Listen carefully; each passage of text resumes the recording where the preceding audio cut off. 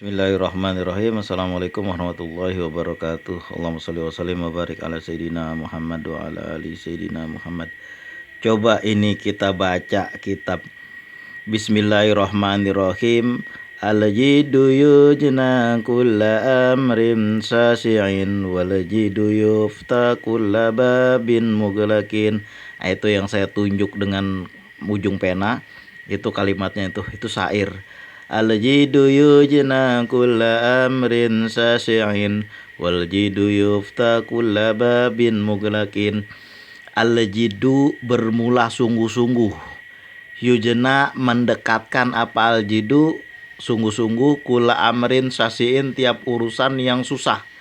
Wal-jidu dan bermula sungguh-sungguh itu yuftah membuka apa ya jidu kula babin mughlakin tiap-tiap pintu yang tertutup. Nah ini sungguh-sungguh, ajam atau cita-cita atau keinginan itikad lah yang benar-benar kuat itu bisa merubah nasib kita.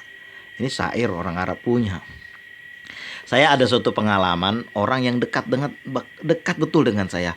Tahun 1970 itu beliau jualan telur pakai sepeda, ngumpulin di kampung-kampung. Di mana ngumpulinnya? Di Desa Benda. Sekarang mah anak sekarang kagak tahu Desa Benda tuh di mana. Kira-kira padahal dia lewat situ mulu. Mana itu Desa Benda? Itu Benda pas letaknya di daerah Landasan 2, Landasan 2 Bandar Udara Soekarno-Hatta. Di situ Desa Benda adanya. Tahun 70 itu datang tahun 72 ya, tahun 72 datang helikopter ke situ untuk memeriksa daerah situ dan dimulailah pembebasan tanah-tanah masyarakat, dijadikan Bandara Soekarno-Hatta yang sekarang jadi Bandara Soekarno-Hatta. Nah itu Desa Benda di situ. Nah dulu beliau ini orang yang saya kenal dekat dengan saya itu pada tahun 70-an ke bawah naik sepeda ontel ngumpulin telur-telur di kampung itu. Waktu itu tahun 70 ya, baru desas-desus saja mau ada dibikin proyek namanya waktu itu di Desa Benda itu berapa kampung itu habis, kalau nggak salah saya 7 kampung habis. Kampung Benda udah nggak ada, kandang sapi udah nggak ada, daerah apalagi di situ udah nggak ada, semuanya tuh dijadiin bandara, proyek pemerintah.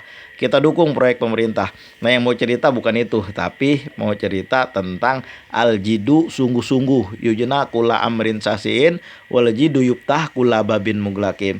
Nah beliau ini dulu masih muda, tampangnya tampang engkoh-engkoh sama dengan saya tampang engkoh.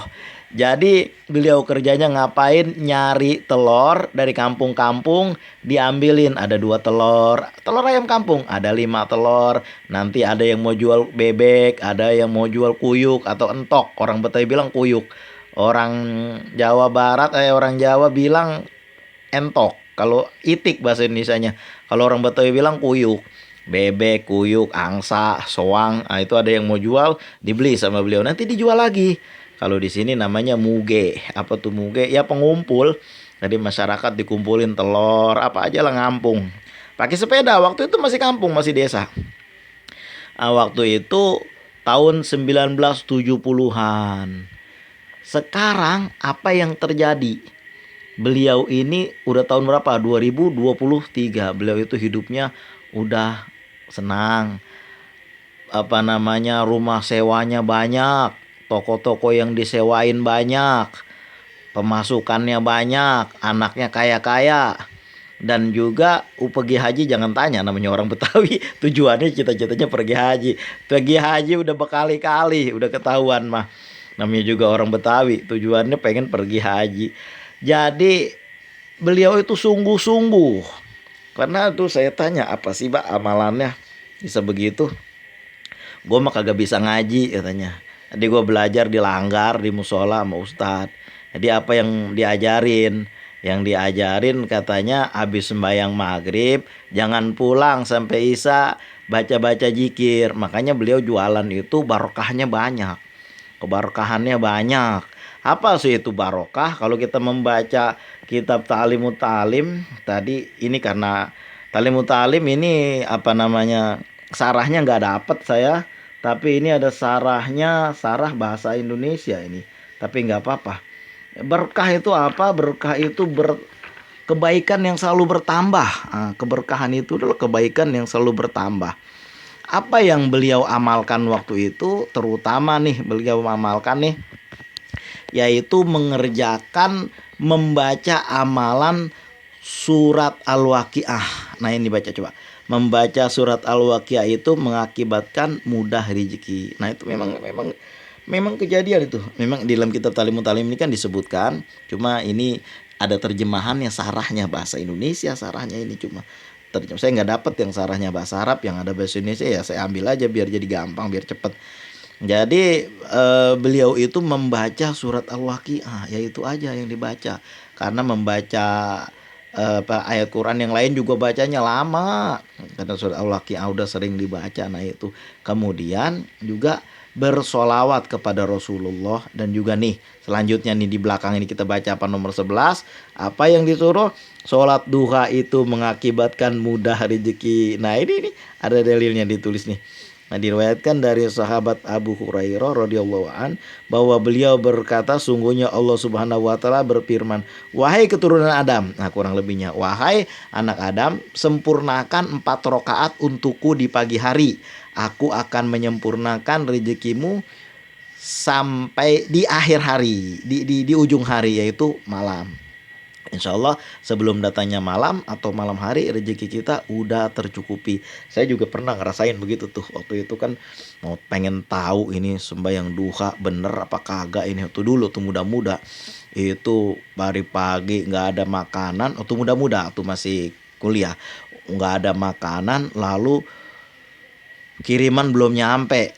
Lalu saya mengerjakan sholat duha bukan 2 rakaat, 4 rakaat, 12 rakaat. Ya sekarang juga sama, tapi waktu itu masih muda. Jadi suatu 12 rakaat tuh panjang loh ngerjainnya. Saya dibilang sama di dalam hadis qudsi ini katanya nih, wahai Bani Adam, sempurnakan 4 rakaat untukku di pagi hari, aku akan menyempurnakan rezekimu di akhir hari.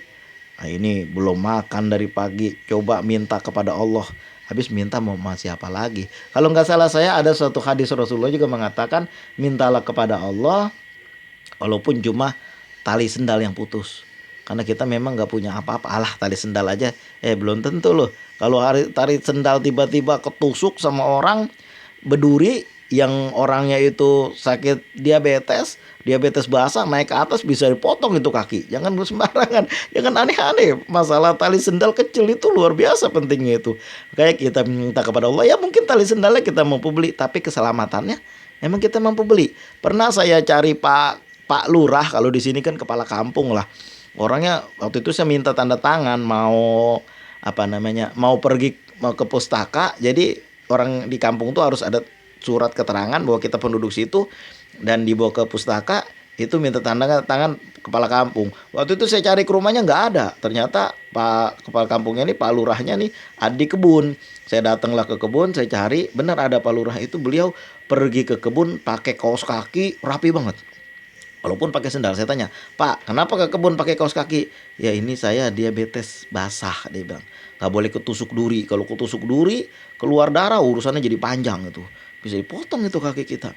Nah, itulah, jangan meremehkan itu masalah tali sendal. Makanya kita disuruh meminta kepada Allah, walaupun cuma sekedar tali sendal. Apalagi urusan-urusan besar. Apalagi urusan-urusan yang kita kira-kira nih susah buat kita. Makanya banyak proyek yang udah dikendalikan oleh kita, rencananya begini begitu dalam tahun depan. Nah tahu-taunya jebol. Kenapa bisa ngomong gitu? Ya gua kan udah ngerasain dulu, makanya bisa ngomong begini. Allahumma sholli wa sallim wa barik ala sayyidina Muhammad wa ala ali sayyidina Muhammad. Nah beliau itu mengamalkan membaca surat Waqiah, melakukan sholat duha, lalu bersedekah juga saya lihat rajin. Itu semua amalan-amalan yang beliau kerjakan tanpa melihat kitab seperti ini. Kalau kita kan ada nih rujukannya nih. Kita baca rujukannya ada. Walaupun cuma kitab-kitab yang tipis-tipis, tapi kan berkahnya banyak. Ini ajarannya bagus, banyak hadis-hadis Rasulullah.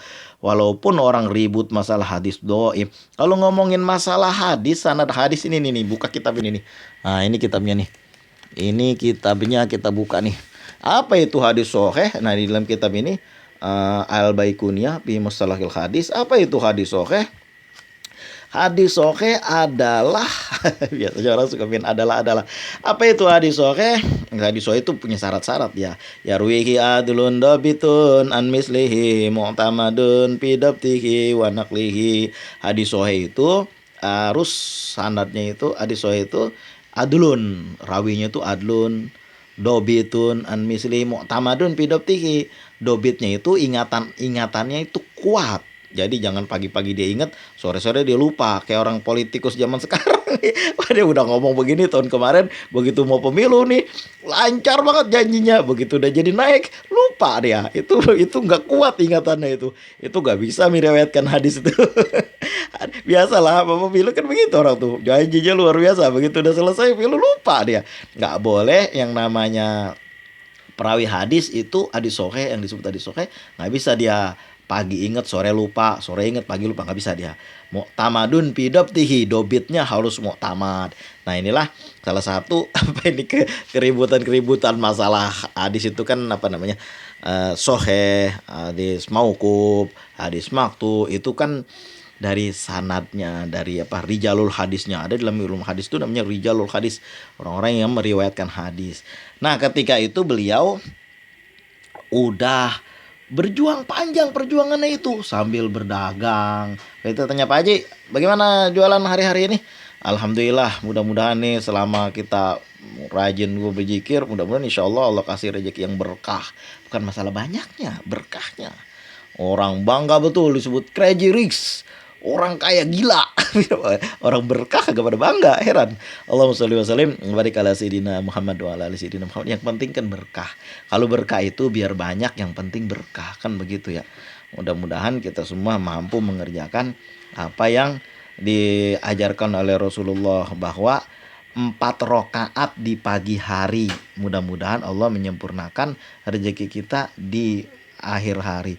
Rezeki itu bukan cuma duit. Rezeki itu bukan cuma makanan, keselamatan juga rezeki. Duitnya banyak banget dah, besoknya ditangkap KPK, itu rezeki kah? Duitnya banyak banget dah, tinggal nunggu hari mau dihukum mati, itu rezekinya di mana? Rezeki itu berkah. Nah, itu Allahumma shalli wa sallim wa barik ala sayyidina Muhammad wa ala ali sayyidina Muhammad. Yang saya lihat begitulah Pak Haji, sampai sekarang saya tengok itu keberkahannya luar biasa dalam hidup beliau, karena beliau selalu melazimkan, pertama mengerjakan sholat duha, membaca surat Al-Waqiah, lalu bersedekah. Yang saya lihatin itu, sehingga kalau mau masalah keberkahan rezeki, saya belajar pada beliau. Ada lagi orang lain yang berkah umur. Nah, ini dalam buku ini kado panjang umur, tapi ini buku Yusuf Mansur, tapi bukan ini orangnya. Ada orang, saya punya guru itu berkah umur luar biasa. Kemarin tuh saya berapa tahun lalu ya, bukan berapa bulan, berapa tahun lalu saya tanya, apa kabar Ustadz? Dia bilangnya, wah barusan aja tuh lewat tuh naik motor, dia bilangnya kan. Itu padahal tuh kalau kita ingin, itu guru saya, guru bapak saya juga waktu masih sekolah di madrasah. Bagaimana coba guru bapak kita, gimana coba umurnya sekarang. Tapi alhamdulillah berkah, masih penglihatan masih sehat. Saya ini penglihatan udah kabur. Mungkin karena banyak banget di depan laptop, banyak banget di depan ya gini-ginian inilah, yang begini-begini ini tiap hari kita tekuni, ini mata kabur. Allahumma sholli wa sallim wa barik ala sayyidina Muhammad wa ala ali sayyidina Muhammad. Inilah keberkahan yang kita peroleh apabila kita membaca surat Al-Waqiah, kita mengerjakan sholat duha, bersedekah, dan jangan lupa membaca ya Allah, ya Wahab, ya Rojak, ya Allah, ya Wahab, ya Rojak. Mudah-mudahan rezeki kita berkah.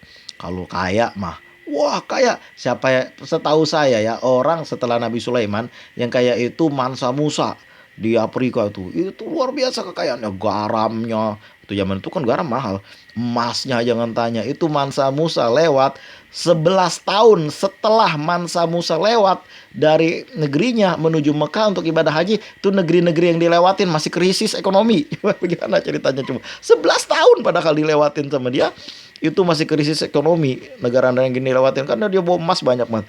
Nah itulah, bukan banyaknya, bukan kayaknya, tapi berkahnya. Makanya Rasulullah kan, kalau kita lihat tuh sejarah Rasulullah kan, Sayyidina Ali itu ketika Rasulullah wafat, beliau tuh berada di makam beliau berkata, berada di makam Rasulullah, Ali berkata, wahai yang perutnya tidak pernah kenyang. Itu Rasulullah. Perutnya kagak pernah kenyang. Wahai yang perutnya tidak pernah kenyang, gak pernah penuh gitu kan. Kayak kita perlu makan banyak, habis itu kita ngantuk, habis itu kita tidur, habis itu kelewat sembahyang subuh. Allahumma sholli wa sallim wa barik ala sayyidina Muhammad wa ala ali sayyidina Muhammad. Habis itu kagak malu lagi. Habis itu kagak malu lagi. Mana nih gue belum doa, belum dijawab-jawab nih. Sembahyang subuh aja lewat. Allahumma sholli wa sallim wa barik ala sayyidina Muhammad wa ala ali sayyidina Muhammad. Mudah-mudahan kita bisa mengerjakan 3 amalan ini, 4 amalan ini, yaitu melaksanakan sholat duha. Wahai Bani Adam, sempurnakan 2 rakaat untukku, 4 rakaat untukku di pagi hari, aku akan menyempurnakan untukmu rezekimu di petang hari, di sebelum akhir hari. Kemudian mengerjakan membaca surat Al-Waqiah, kemudian melakukan sedekah, dan juga membaca ya Allah ya Wahhab ya Razzaq.